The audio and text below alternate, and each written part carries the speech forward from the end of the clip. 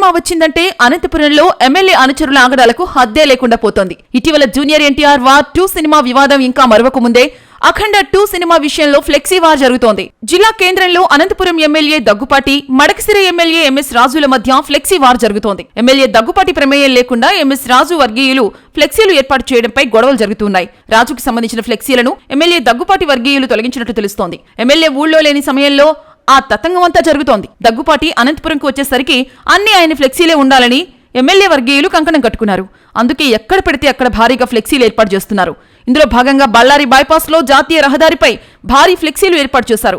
Madhu royal తో పాటు మున్నానగర్ కు చెందిన రాజేంద్ర, రమేష్ నిబంధనలకు విరుద్ధంగా ఫ్లెక్సీలు ఏర్పాటు చేయడమే కాకుండా ఏమాత్రం భద్రతా చర్యలు పాటించలేదు.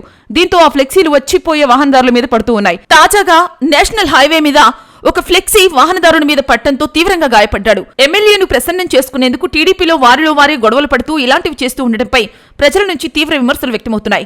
ఇలాంటి వారిపై పోలీసులు, మున్సిపల్ అధికారులు క్రిమినల్ చర్యలు తీసుకోవాలన్న డిమాండ్ వ్యక్తమవుతోంది.